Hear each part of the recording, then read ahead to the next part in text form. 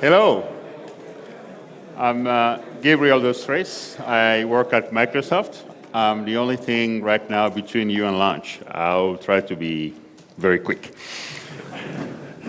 So today I wanted to talk about,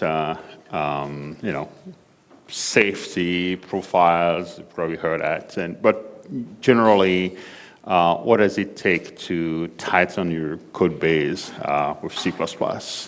The problem we have today is that C++ is very, very successful.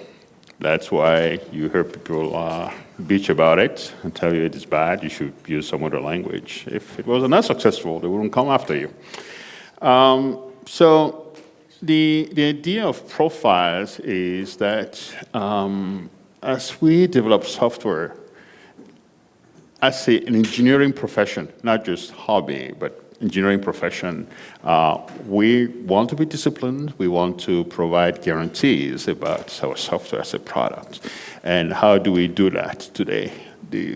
We don't really have a structural way of doing that. And part of it is things started with, I think, Biane said he created C++ for the serious programmer to have fun with. And over time, we have had more people than just serious programmers.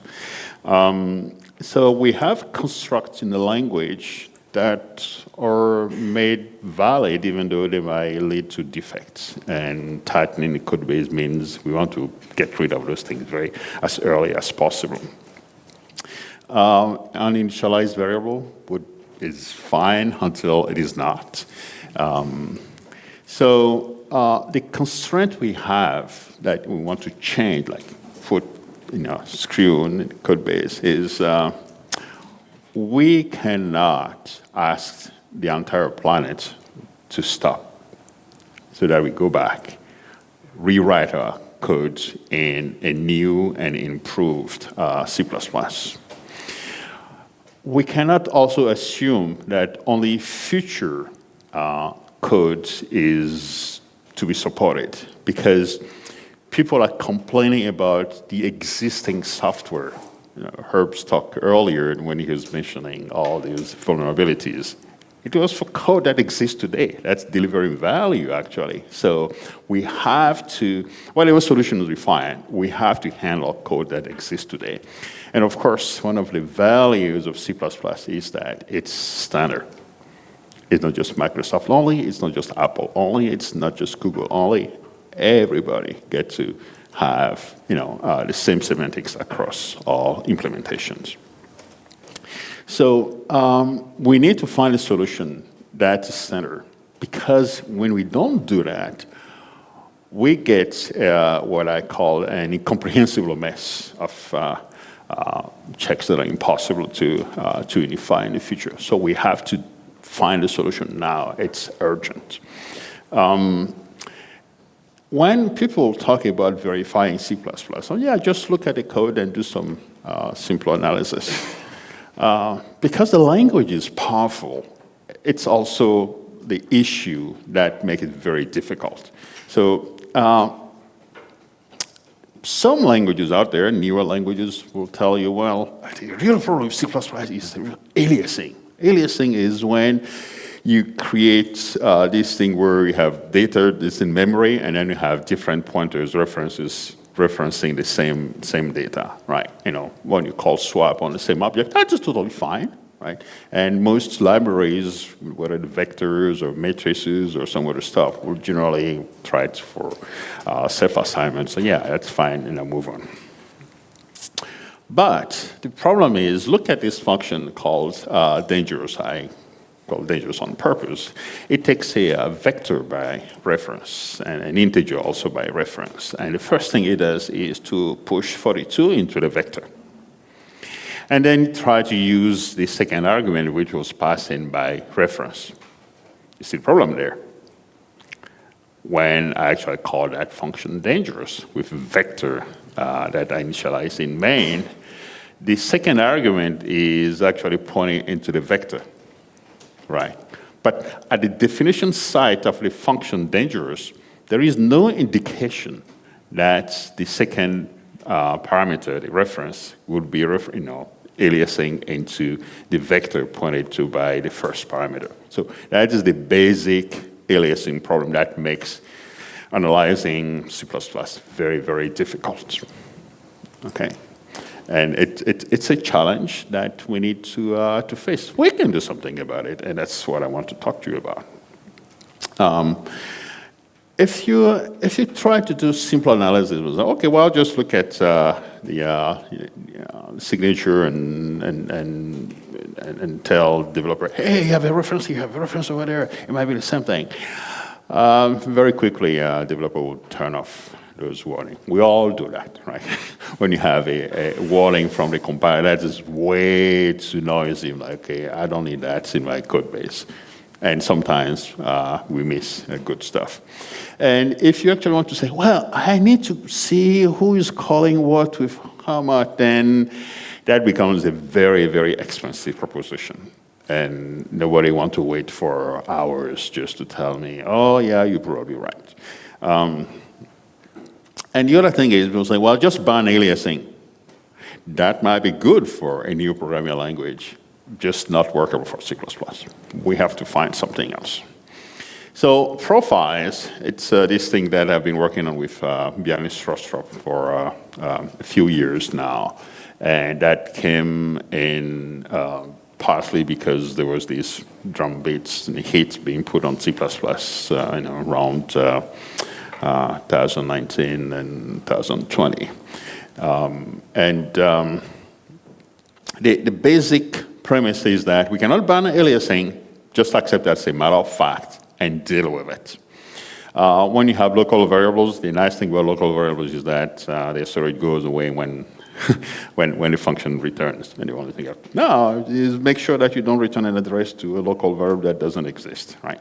The other thing is if I have a vector and or some other random access iterators, I do a pushback, I might invalidate the storage that's held by the vector, so I need to track that.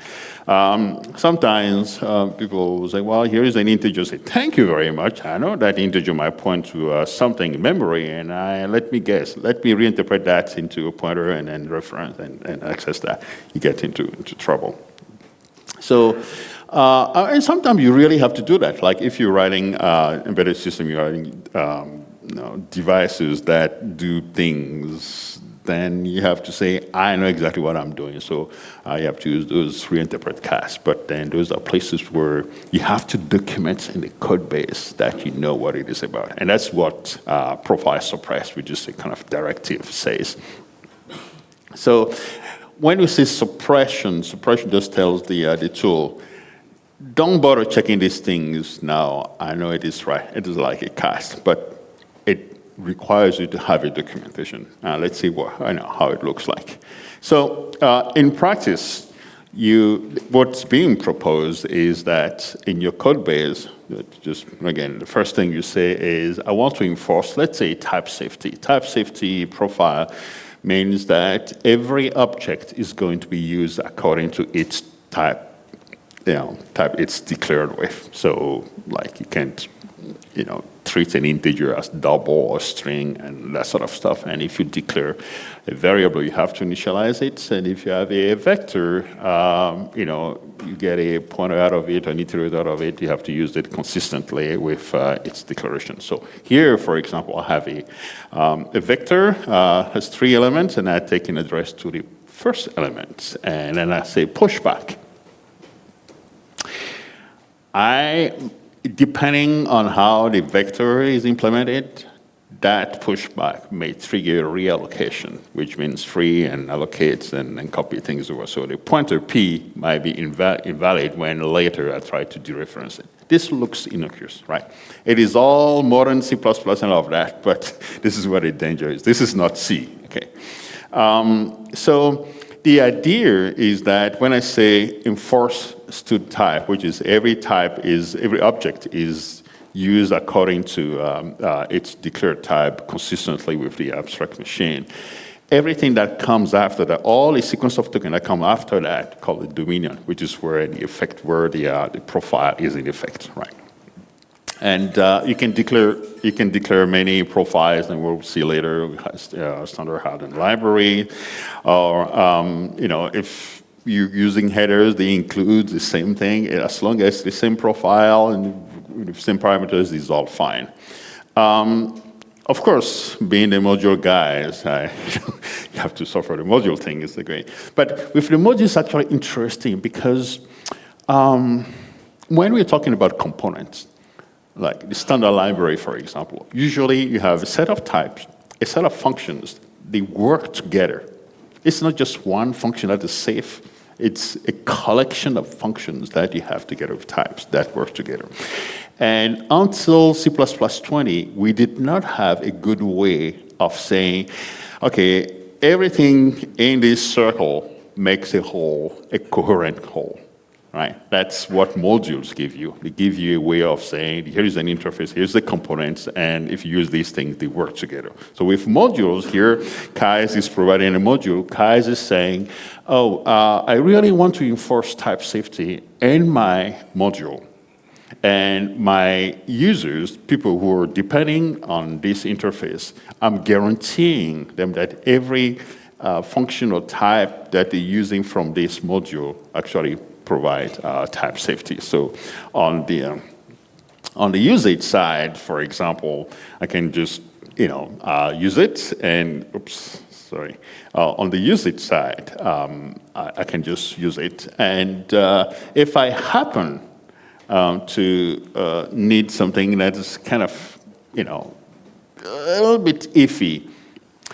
Iffy, for example, means I need to read into memory a bunch of data. Here I put, I'm doing network work, and I need to read something from network. There is a header that's coming in. Type safety means I cannot use reinterpret cast, because reinterpret cast means I'm telling the compiler that double over there actually it's a pointer. No, so I have the option of telling the compiler, this is not something you know. I'm telling you it is okay. And the reason why I'm telling you okay is, well, network protocol says I have to do this sort of thing. We can also put in as justification, it's Friday, 4 p.m., I need to catch a bus.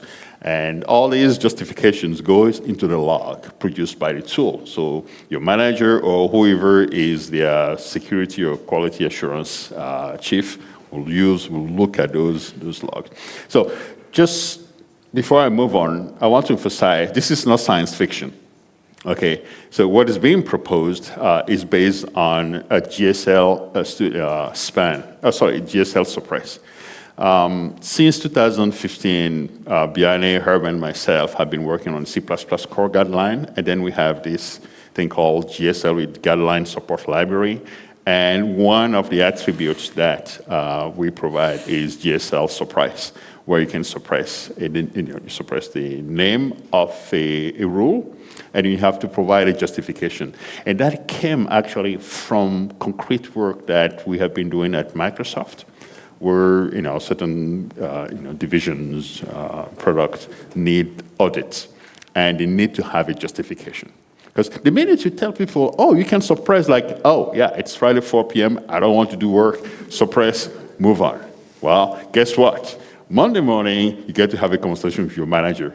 Why did you do that? You need a justification. And the minute we told people you need a justification, oh, there was less suppress. So you have this, social pressure that goes into ensuring that people write quality code. Okay, so quality code is not just an intrinsic property of the language that you're using. You have the language, you have the tools, and you have the processes that surround it. That's what makes safety, high quality software work. The other thing is, well, for module stuff, we saw Kai's library earlier. So here, I'm using Kai's library. the utilities from Chi. And Chi claims that it provides type safety, but also it uses, it enables hardened standard library. So hardened standard library is part of C++26, where in production you can say, oh, do runtime bound checking and that sort of stuff, right? So here, as a consumer of Chi library, I say, oh, hey, import Chi utils. I really require type safety. That's good. Chi said that. And I also require that I have a hardened standard library. That's fine. And then as I'm moving on, my friends say, oh, your Chi library is really great. I want to have ranges version of the type. And there the tool will tell you, no, you cannot, because Chi did not advertise that it is also supporting range safety. So you get that compile time check right at the point where you're expressing dependency. Not at link time, not at runtime, at compile time. Right? So that's an interesting part of thing. Now we have to handle code that we are not responsible for. So let's say I'm using a third-party library. They haven't heard of my rules, my profiles before. And I need a mechanism of saying, okay, that chunk of code is not something that I can handle now. So imagine it is suppressed, but at file, component level, right? And you have to state very upfront. So here I want type safety, but someone is providing FFI, foreign function interface for me, and that is not something I can do anything with because it's not my component. And I declare upfront, hey, that library over there is not mine. I can't do anything about it.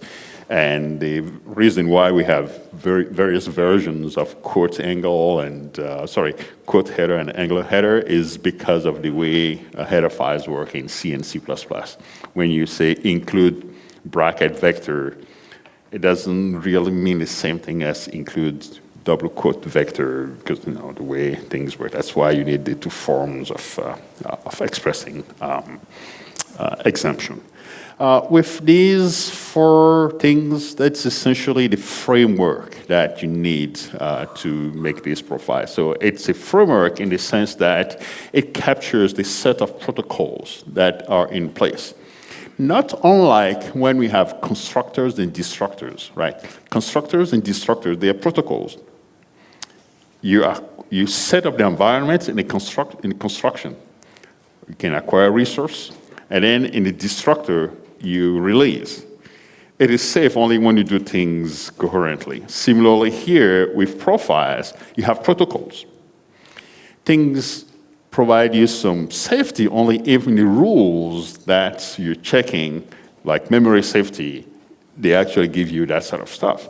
If you're not interested in memory safety, you're a teacher, and you want to keep your students in lane, like just writing code certain ways, then your profile could be just guidelines like style checking, that sort of stuff.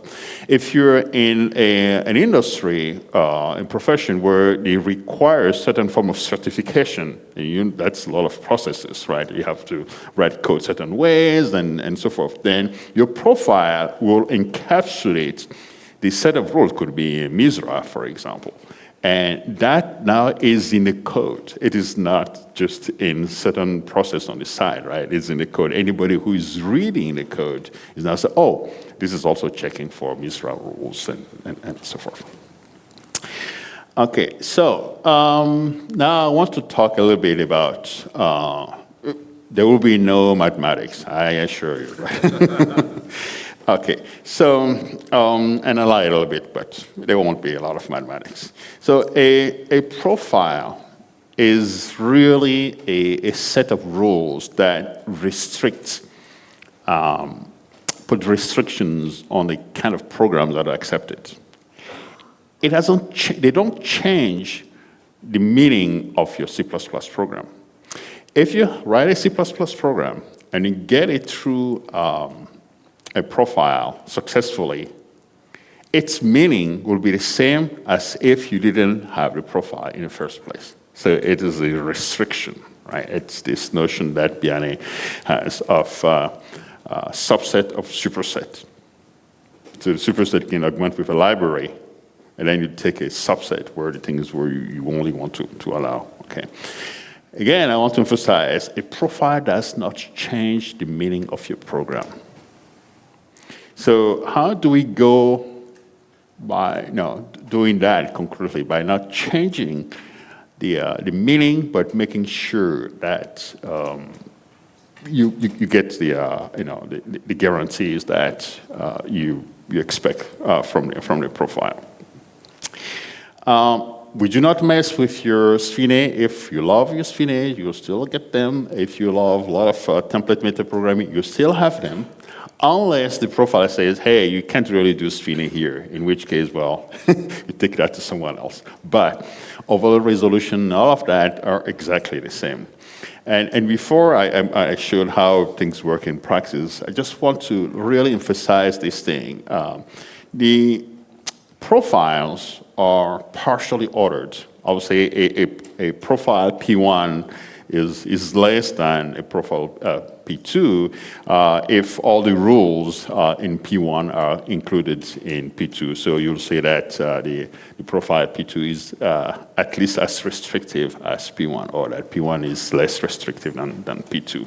And this notion of partial ordering just means that you have this notion of lattice, and I will explain more on that. But for people writing static analysis tools and compiler writers, the rule on lattices, they really want those things because they have very efficient way of representing them in memory and working with them. And when you have no profile, that's the bottom layer of the profile lattice. Like, it's just standard C++. Everything goes. Right, and then you start adding restrictions and move, ladder.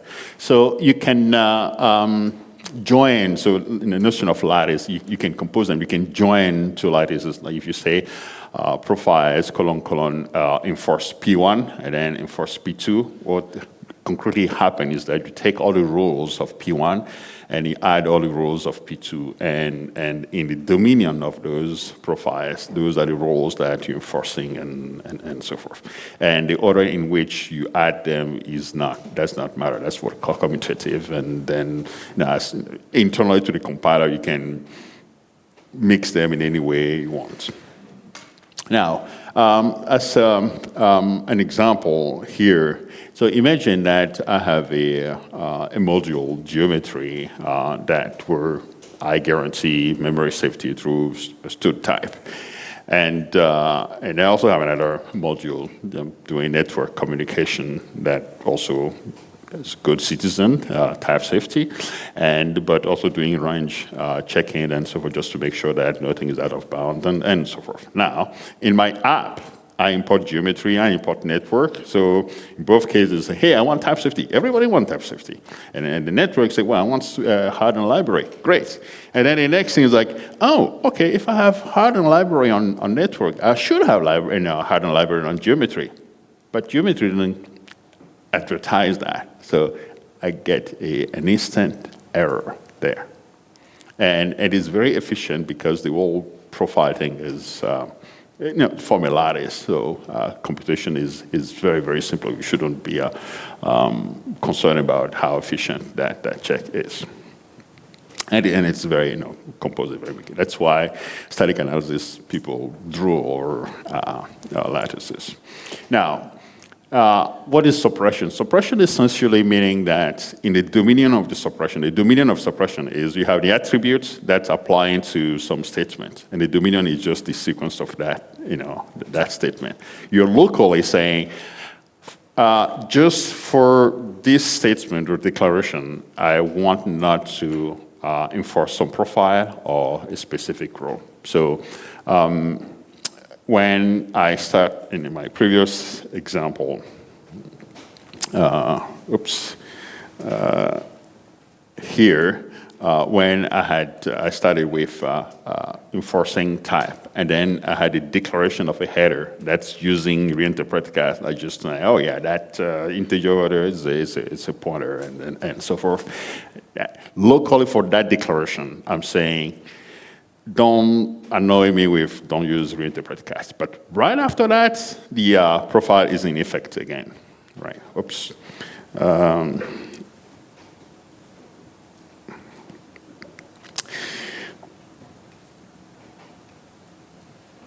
Yeah, so right after, sorry, trying to,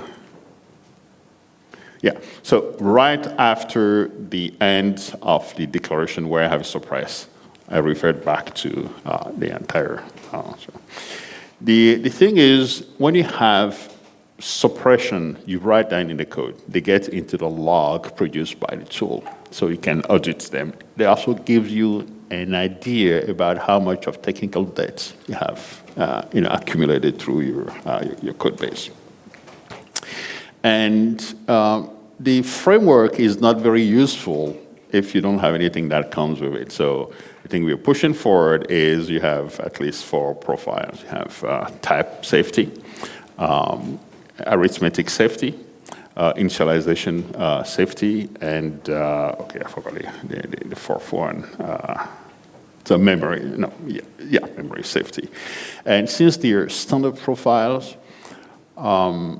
we expect people to combine them in their code base on day-to-day basis. So the delicate thing is being able to construct these rules so that they are all compatible. You can, if you use type safety in one translation unit and then you use arithmetic safety in a different translation unit, you can link together the translation unit to get to form a program. And it is not possible for someone to say, let's say I have a function that's declared in the dominion of type safety, and then in a different translation unit, it's like, I forget about that. No, that is actually flagged when you combine things together. So that's link time. Or if you're using dynamic linker, that would be a dynamic link time. And the ways to implement that are quite standard links. You encode the profiles with the declaration, the object file. When they get linked together, it gets detected. And some of that technology already exists today, being deployed by, let's say, the MSVC compiler, for example. In the standard library, they have pragma mismatch detect. So if you're trying to link debug vector with release vector, like tells you, you can't do that because they don't match, right? So technology is not science fiction. Most of it is already there. When I did the modules work, we also encoded more information into the BJ to get things linked together, at least for the MSVC compiler. I expect to have something similarly, for the rest of the big compilers use their Clang or GCC. Now, for modules, from my perspective, modules really this thing that give you a way of saying these clusters of functions types work together. And the way to think of it is like a module gives you promises, like you have some kind of a code, right? When you say enforce on a module declaration, what it is saying is a promise that all the units in the module are compile and satisfy these things, and when you import them, so if you take dependency on them, then the promise that everything will work according to that, the guarantees of the profile. So if you're into contracts, you can think of it as profiles on modules acts like contract, right? So except that you move from functions to components level. So all these ideas that we have for functions, you can elevate them, you can lift them at the component level. It's the same memory muscle, and that works. And probably last picture to visualize how things happen within the tool. So if I start my translation unit, my source file, and I say, hey, I want to have profile, type, and library. It's a first type, I have type, and I say library hardened. Then internally, the tool just builds the join of those two profiles.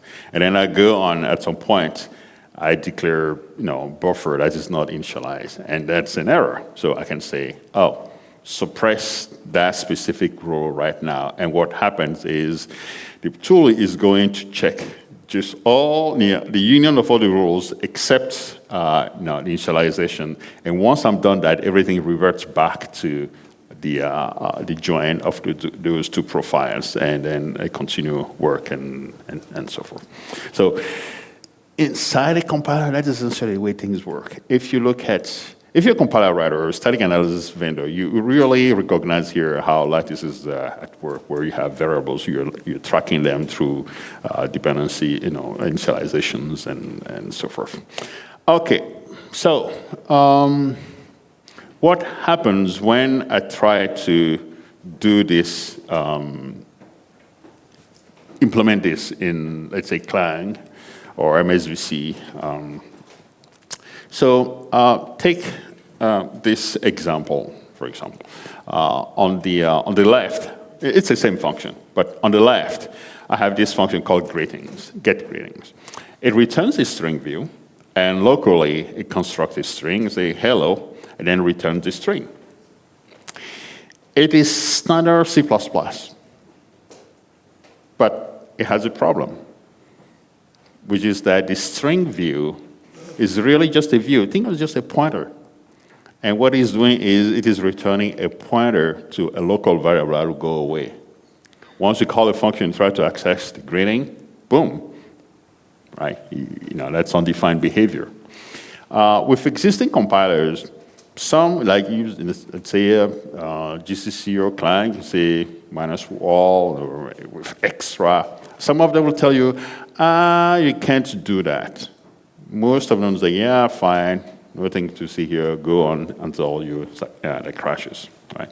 With profiles, it is no longer optional. The tool will tell you deterministically, you cannot do that because now you're returning a dangling pointer, a view onto a string that will go away.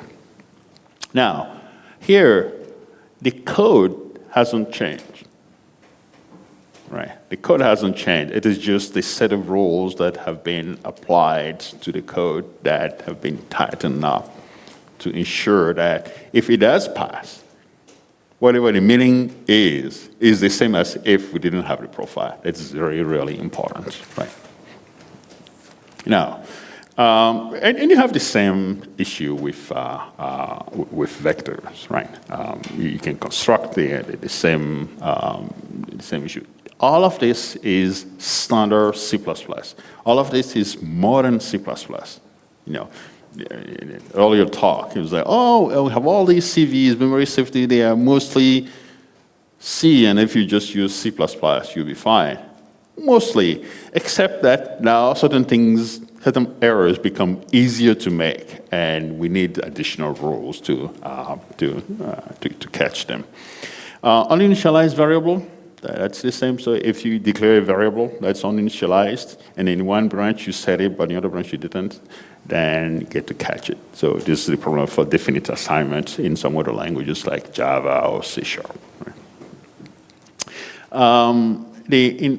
With the standard, so everything I showed earlier, like the dangling pointer with string of view or span, those will be caught statically. But profiles allow you to also enable dynamic checking. So when people talk about C++ profiles, it is not just about static analysis. I like to refer to the notion of code analysis and runtime instrumentation. So code analysis means before compilation, during compilation, post-compilation, link time. So that's what I called code analysis. I haven't run it yet. But then, as I'm running, I can also do instrumentation. So that could be turning on a sanitizer, for example, address sanitizer, trench sanitizers, and so forth. So again, as Herb mentioned earlier, now in C++ 26, we have hardened standard library, and for all practical purposes, all the three implementers lib stood C++, lib C++, and MSVC STL, they all have agreed to actually make a hardened standard library available in downstream. So you can have them in C++ 17, 20, 23, and so forth. And that have been used in practice. So I already talked about this earlier. I'll go quickly on this. And the most important message that I want, one of the messages that I want you to take away is that we talk about suppression as something that's a defect in the language, but look also at it as a measurement of your technical debt. Not a defect in the language, but your technical debt. Because you have suppressed now, you can grep for it, but if you run the tool, you can also get the log and then do post-analysis and have a conversation with your team. Or if you're going through certification, you have a conversation with the entities that's helping you with the certification. When you get the number of suppressions, the log of suppressions, then you can develop a plan to burn it down, right?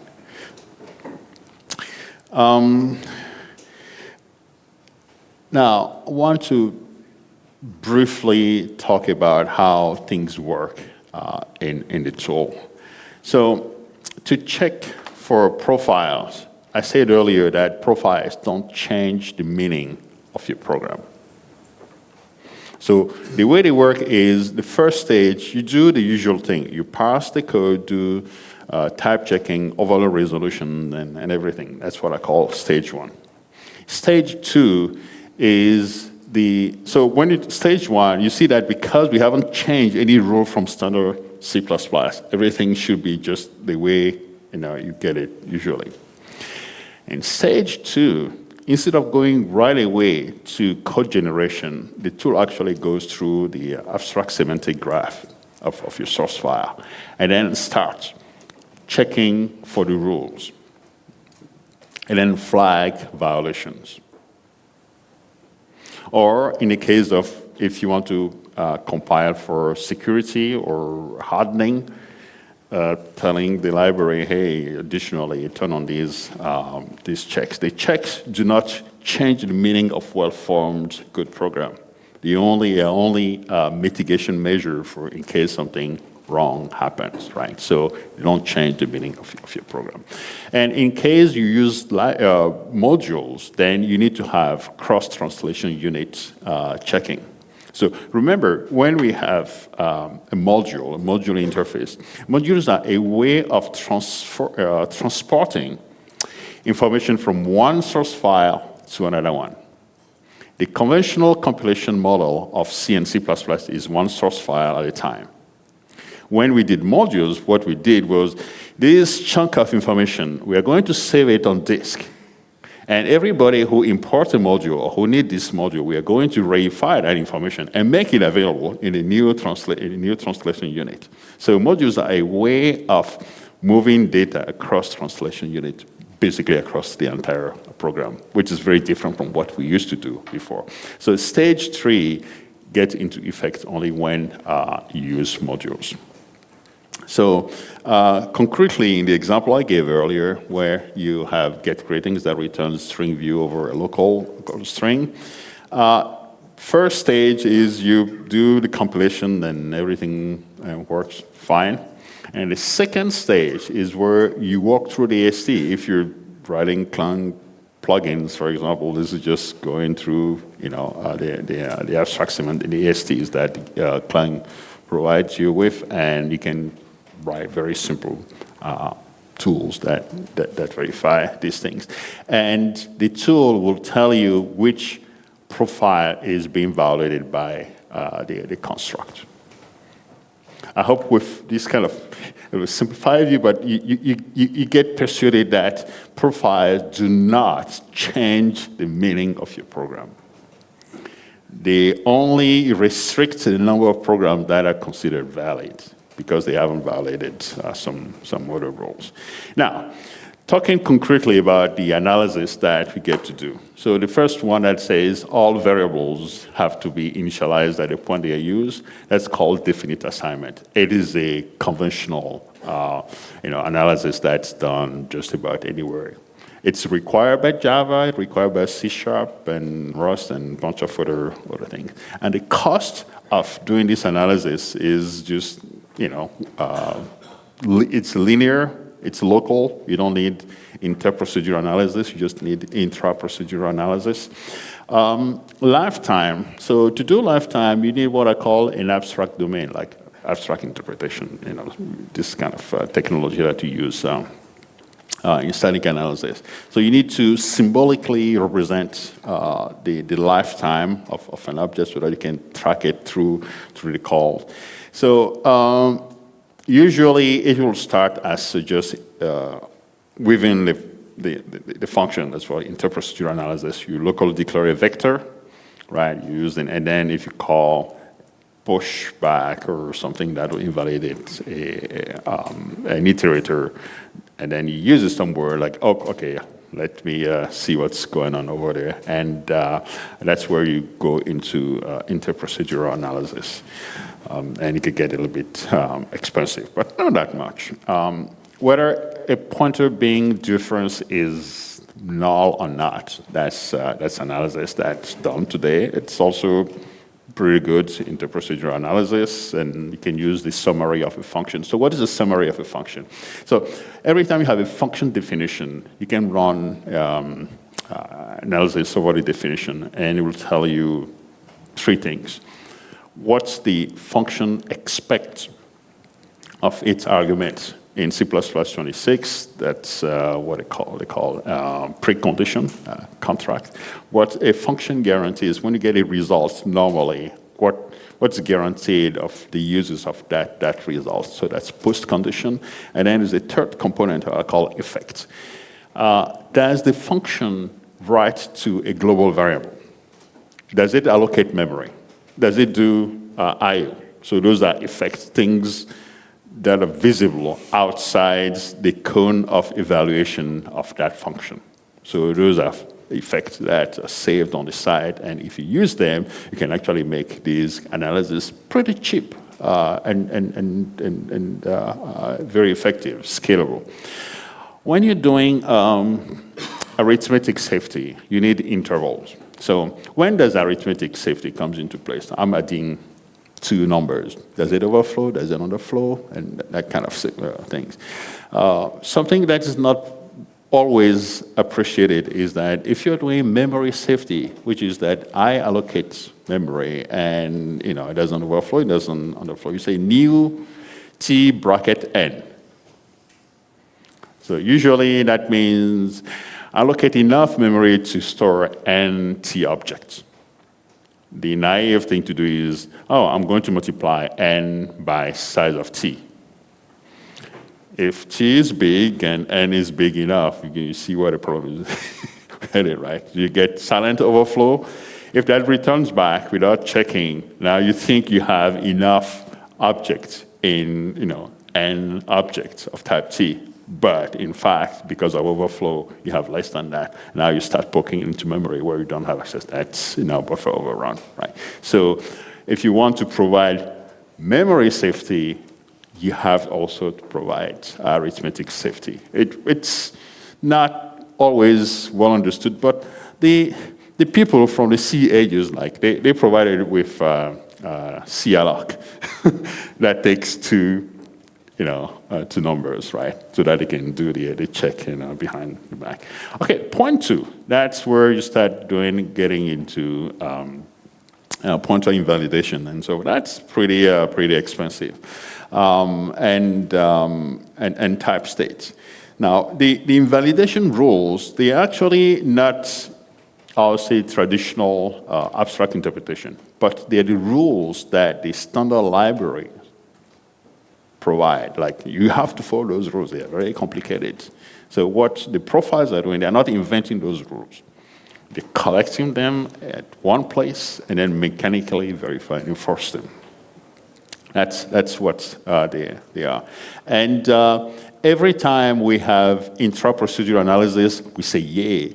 The reason is they're very cheap. Okay. If your function is 1,000 lines big, well, you pay for it, right? You ask for it. But otherwise, intra-procedural analysis means we stay local. Like things we see here, we know exactly what's going on. And node analysis, like 0.2 and so forth, they actually pretty high. And so here I have a summary of the standard invalidation rules. You can see here that the most slippery container is vector, right? And right behind vector you have string.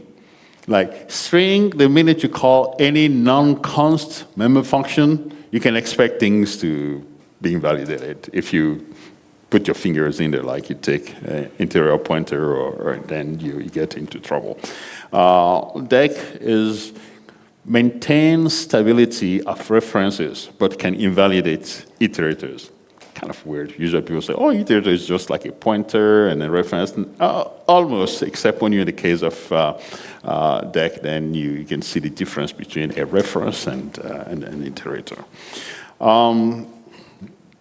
All the other node-based containers, they're pretty memory safe. Like it's only when you erase a node, like you take something from a list or a map, that, well, you're not allowed to use the pointer anymore and so forth. Now, span and string view, I showed the example earlier, they're just fancy references, right? If you're very worried about pointers and references, the change, well, you should have the same worry with span and string view. And all profiles are doing is to enforce these rules mechanically so that you don't have to worry about them. Now, like I said at the beginning, the constraints that we have is that we have to be very practical. Things are happening today, and we want to make it in the way that it's uniform, like you don't have to remember all these things. I did some research analysis, and I found that when you're talking about memory safety warnings, Clang actually has a pretty good number, like 48 warnings that are just related to memory safety, and 12 of them are special memory safety. That just means inbound, out of bound, right? And temporal means lifetime. And then I was talking about arithmetic safety earlier, which, kind of counterintuitively getting there, and then have pointer and stuff. And then GCC has 29 of them. And he was like, oh, Clang is better than GCC. Well, and then you dig into their details, and you found like, well, they're really talking about the same thing. It is just the level of granularity that's different. And so the community, the C++ community is everybody's trying to solve the problem, but their own way. And what profiles provide is a uniform framework, very simple, extensible, uniform framework to deal with these problems. And this is one of the reasons why I was saying earlier, if we don't have a uniform framework, we get a mess to deal with. And I want to emphasize this because the main reason why we got WG21 in the first place is because we all want to speak the same language and have the same meaning and share the same vocabulary, right? And we need the same thing for safety and so forth. Now, of course, I'm not the first. A lot of people have been trying to solve this thing before me. Apple actually has an extension, a very good extension called managed bound safety. And when you turn this on, it has been deployed. Like it is deployed, it's available for C. And when you turn this on, what it does is underneath, it rewrites your pointer into fat pointer. So you say T star, like you have to annotate your pointer, like, oh, this pointer is bounded by this other number over there, like when you do memcopy kind of signature and that sort of thing. What the compiler does, Clang does, Apple Clang does, is behind your back, it turns that T star into the equivalent of a C++ span. And it's called fat pointer, right? So you have an ABI change. Profiles, they do not change the meaning of your program. So they do not change the ABI. Right? This is an effective solution, but it is changing the ABI. So the ABI being changed and not being something that in the source code can be very deadly, because now, if you don't know what's going on, you can link things that are incompatible together.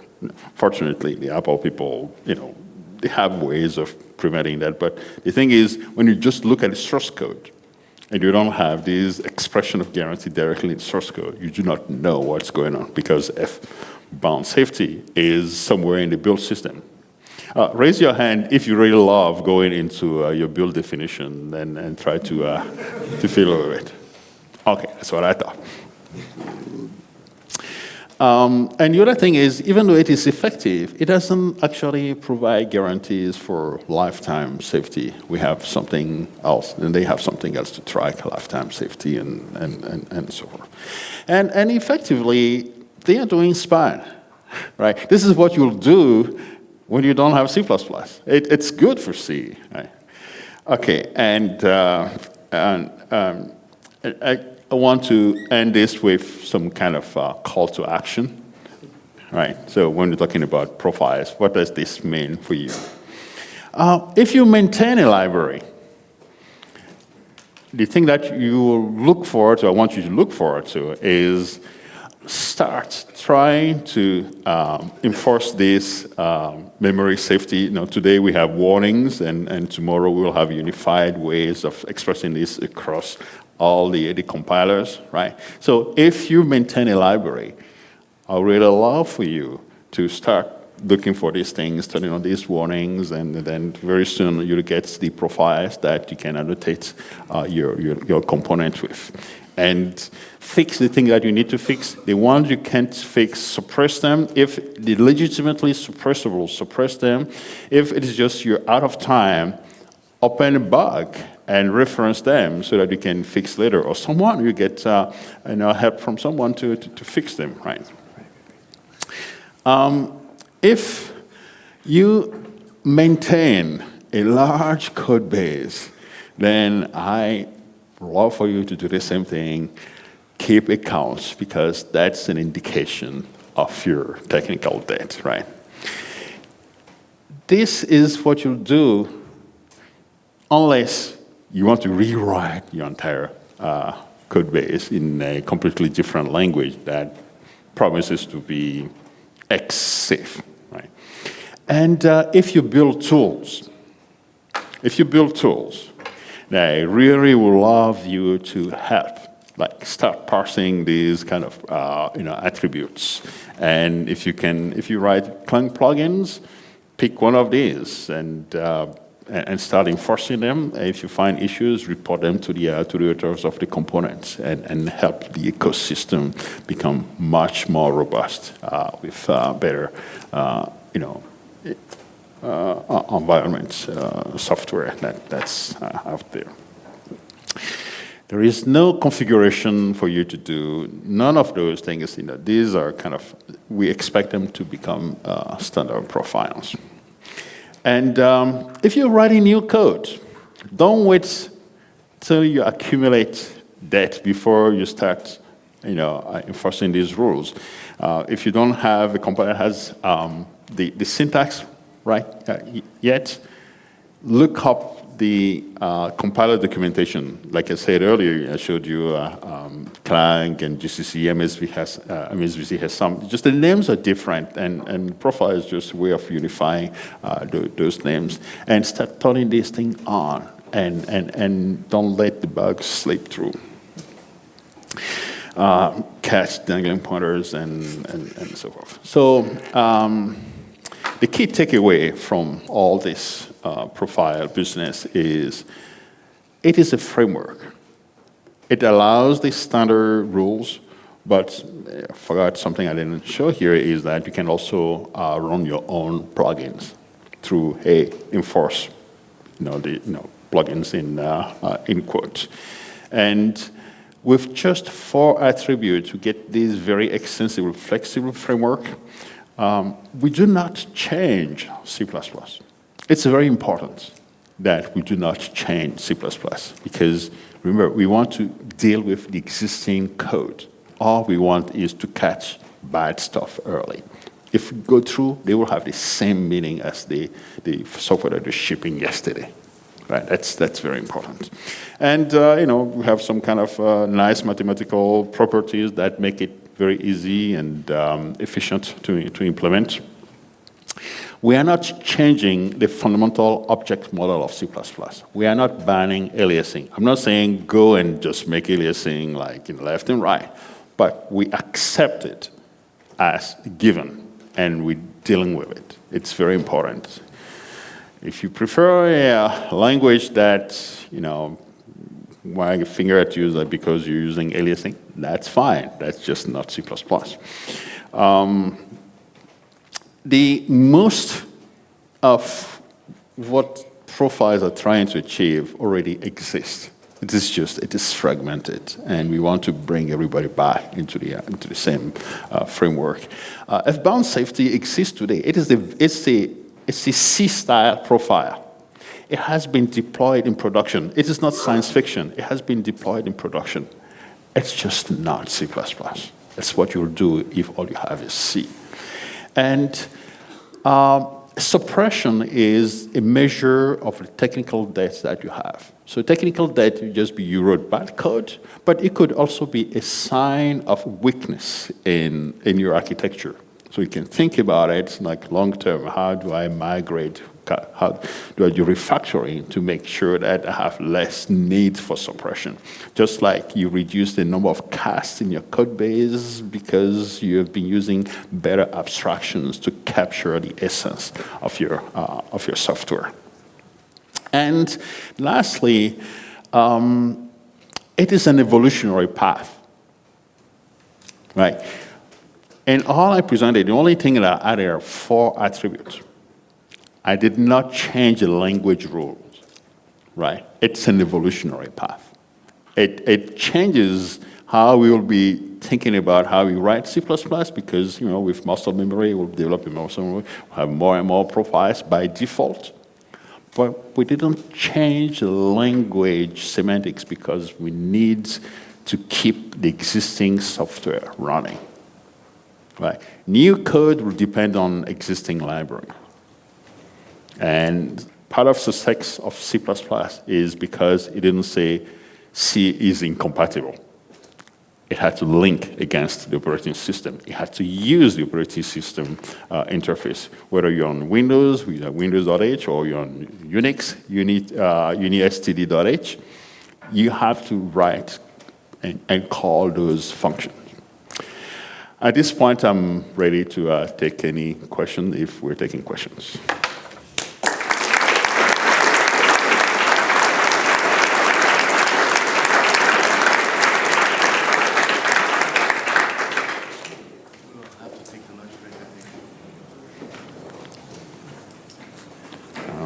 Yeah. 3 minutes? Oh, we do. Hello.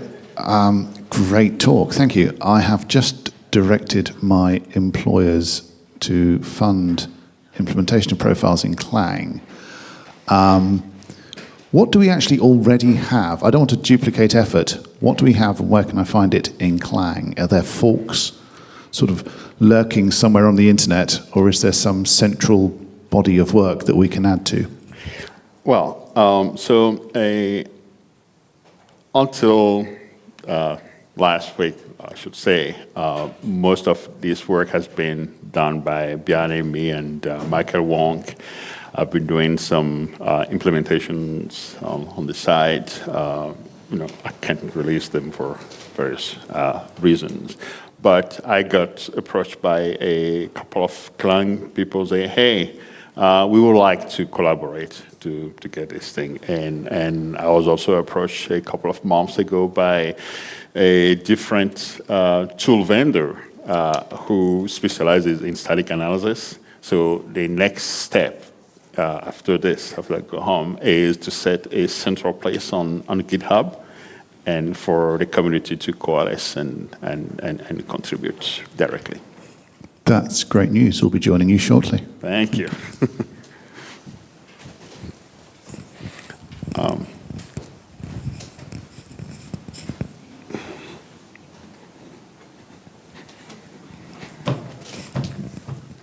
Yeah, thanks for the talk. How will this be combined with contracts? Are there plans for it? So the development of profiles do not require contract, but the collection of facts can take into account contract, whether they're expressed as directly as language thing or in comments. Or, in my case, Microsoft has this extension called SAL annotation, static analysis language annotation, so it can also collect those kind of facts. But it does not require a contract. Remember, I want to be able to handle existing code. That does not require a contract. And furthermore, we still don't know all the semantics. The contract feature is very flexible, which also means that sometimes you don't have any guarantee. Profiles want to provide guarantees, so we have to figure out how to bring that into the fold of providing guarantees. Thanks. Thank you.